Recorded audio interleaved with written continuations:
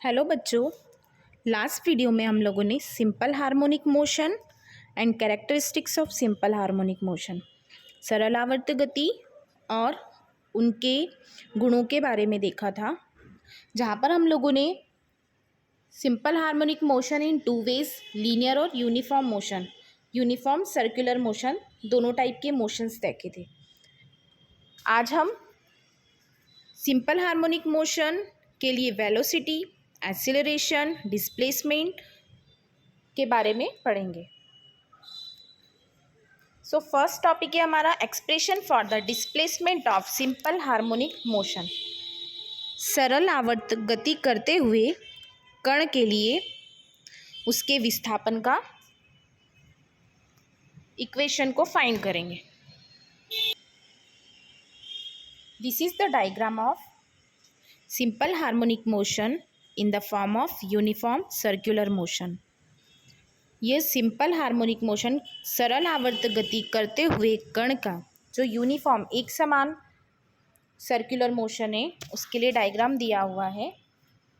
सबसे first we suppose let a particle be performing circular motion with angular speed omega. यहाँ पर हमने suppose किया है कि माना कि हमारा कोई एक पार्टिकल है, वो पार्टिकल क्या कर रहा है, इस सर्कुलर मोशन में, इस सर्कुलर पाथ में सर्कुलर मोशन कर रहा है विथ यूनिफॉर्म एंगुलर स्पीड, जो एक समान कोणीय चाल ओमेगा के साथ में सर्कुलर पाथ पर मोशन कर रहा है। Let at any instant t equals to 0 it starts moving from x point। Time t equals to 0 पर ये पार्टिकल x पॉइंट से मूव करना स्टार्ट करता है and in time t rotate through angle theta, और टाइम t के बाद ये यहाँ से यहाँ पर p पॉइंट पर आ जाता है और इनके बिटवीन जो एंगल बनता है वो एंगल कितना बनता है, थीटा एंगल बनता है। From point p perpendicular pn is dropped on the diameter y-o y'। अब हम इस p पॉइंट पर, p पॉइंट से ये y-o y' एक्सिस पर एक परपेंडिकुलर ड्रॉ करते हैं pn। यहाँ पर हमने P पॉइंट से y-o y' पर एक परपेंडिकुलर Pn ड्रॉप किया हुआ है। Then angle POX, angle POX is equal to value कितनी है, थीटा। यहाँ पर एंगल POX की वैल्यू कितनी हो जाएगी, theta is equal to angle OPN, angle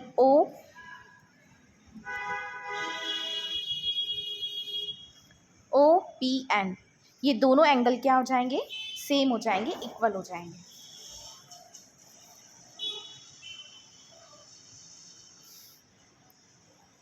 the particle takes t second subtended angle POX is equal to theta. Now omega is equal to theta upon t, where omega is angular speed and theta is displacement and t is time. Then theta is equal to omega t। तब यहाँ से theta की value कितनी हो जाएगी हमारी, theta is equal to omega t। Let the displacement O N is equal to y। यहाँ पर इस डायग्राम में हम ओ एन की वैल्यू कितनी है, y है, तो यहाँ पर हमारा डिस्प्लेसमेंट कितना हो जाएगा, O N is equal to y। In triangle NPO sine NPO is equal to, यहाँ पर हम राइट एंगल ट्रायंगल NPO लेते हैं, NPO। इस एंगल में हम साइन की वैल्यू को फाइंड करते हैं, तो साइन की वैल्यू क्या हो जाएगी हमारी, परपेंडिकुलर अपॉन हाइपोटेनियस। तो साइन इज इक्वल टू क्या हो जाएगा हमारे, sine NPO is equal to ON upon OP। But we have the value angle NPO is equal to angle POX is equal to theta.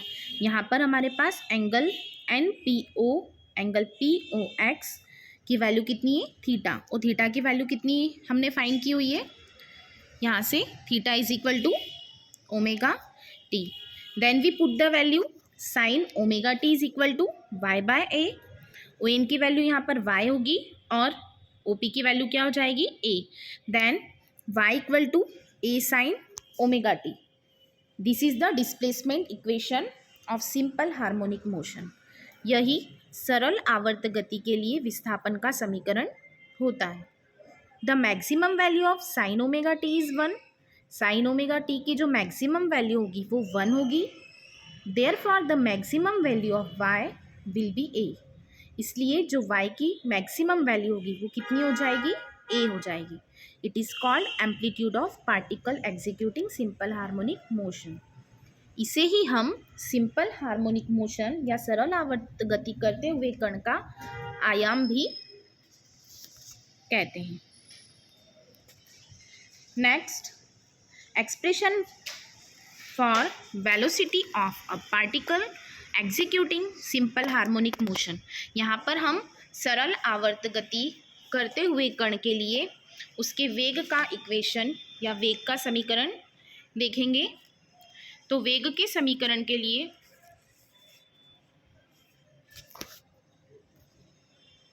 Late x y x टिस y dash is a circle of O and radius is A.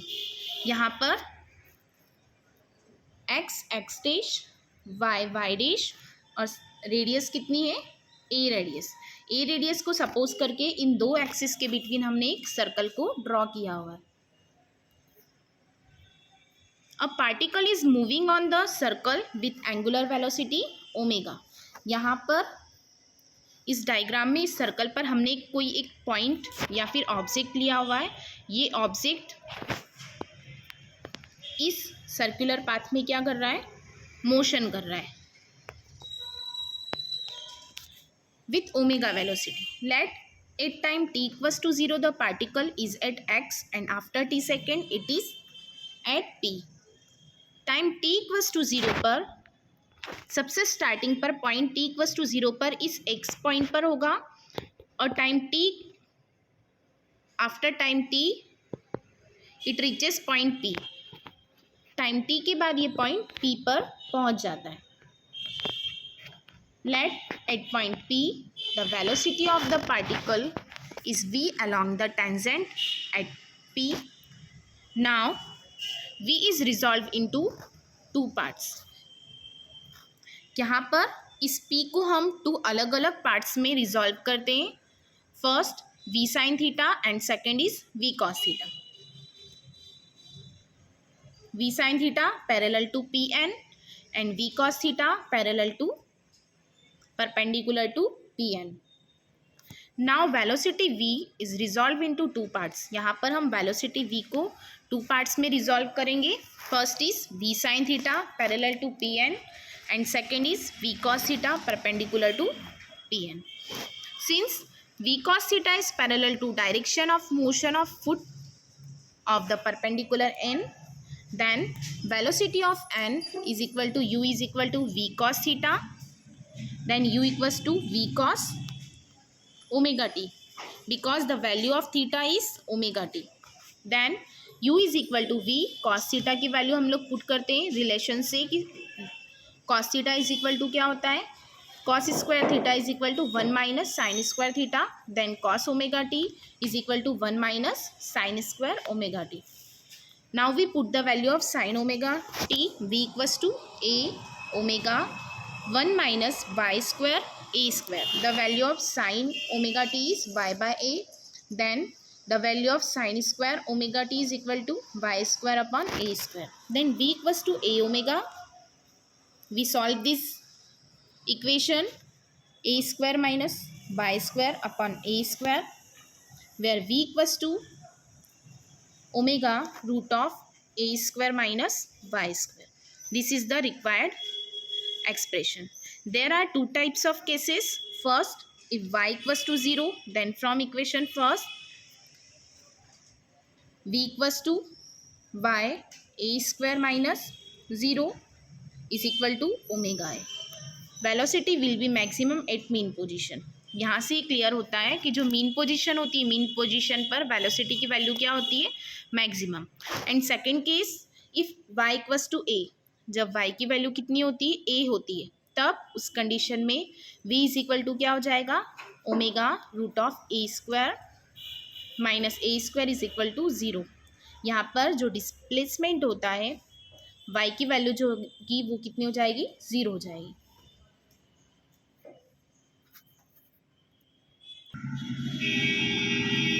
Next topic is acceleration of particle executing simple harmonic motion. सरल आवर्त गति करते हुए कण के लिए त्वरण का समीकरण। The displacement of a particle executing simple harmonic motion is given by these equation. सरल आवर्त गति करते हुए कण के विस्थापन के लिए हम लोगों ने समीकरण देखी है कि वो समीकरण क्या होती है, y बराबर a sin omega T plus five. If the acceleration is alpha, यदि कण का त्वरण अल्फा हो तब उस कंडीशन में alpha is equal to d square y upon d t square. Because हम लोगों को पता है कि जो अल्फा या त्वरण होता है वो वेग में परिवर्तन की दर के इक्वल होता है, चेंज इन वेलोसिटी के इक्वल होता है। Then alpha is equal to d square y upon d t square. Here y is displacement, then d by d t is and d y by d t. सबसे first हम time के respect में displacement का differentiation करते हैं। Then d by d t of a sine omega T plus five. D by d t of, यहाँ पर 2 times हम लोगों को डिफ्रेंशिएशन करना है, तो फर्स्ट टाइम हम टाइम के रिस्पेक्ट में डिफ्रेंशिएशन करते हैं तो ए हमारा कांस्टेंट होता है, ए को हम एज इट इज़ रखते हैं। यहाँ पर only sine omega T plus five का डिफ्रेंशिएशन होता है, तो sine d by d t of sine theta is equal to cos theta, तो यहाँ पर थीटा के प्लेस पर ओमेगा टी प्लस फाइव है। Then sine omega T plus five is equal to क्या हो जाएगा, cos omega T plus five. And 1 times हम ओमेगा टी को भी, टी का एक फंक्शन है ओमेगा टी, तो टी को भी 1 टाइम फिर क्या करेंगे, इसका डिफ्रेंशिएशन करते हैं।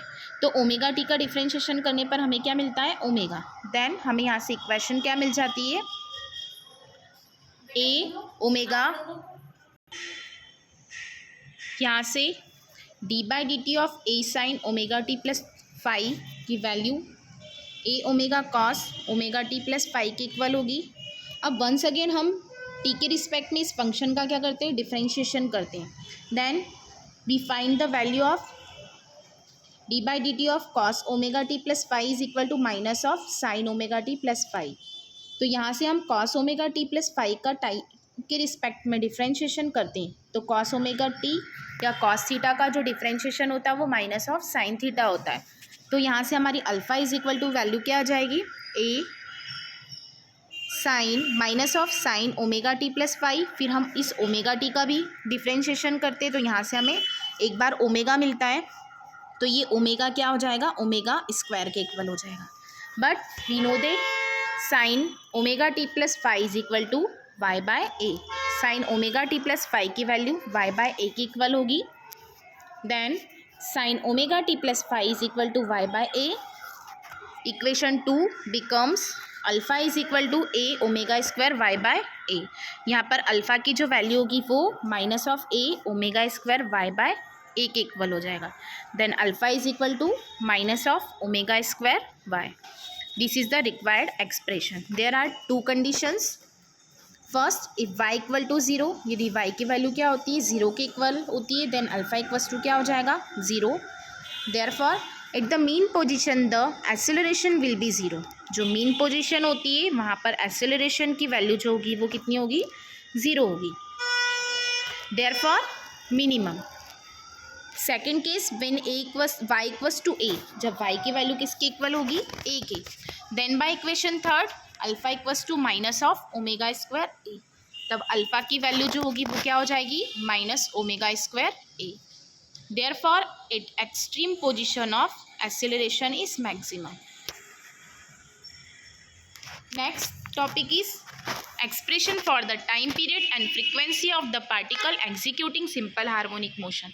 सरल आवर्त गति करते हुए कण के acceleration,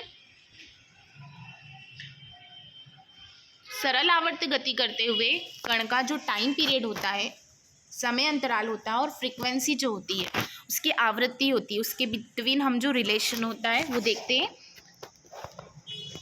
we know that last derivation से हम लोगों ने एक्सेलरेशन के लिए फॉर्मूला फाइंड किया था alpha is equal to omega square y, where omega is, then we solve omega square is equal to alpha upon y, here omega is equal to root of alpha upon y, alpha equal to acceleration and y equal to displacement. This is the frequency. Now t equals to 2 pi by omega. Time period t is equal to 2 pi by omega.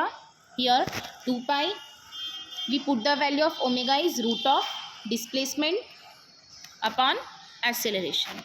Again we know that frequency nu is equal to 1 by t. frequency जो होती है वो time period के inversely होती है. Then v is equal to, we put the value of t and we get v equals to nu equals to 1 by 2 pi root of acceleration upon displacement.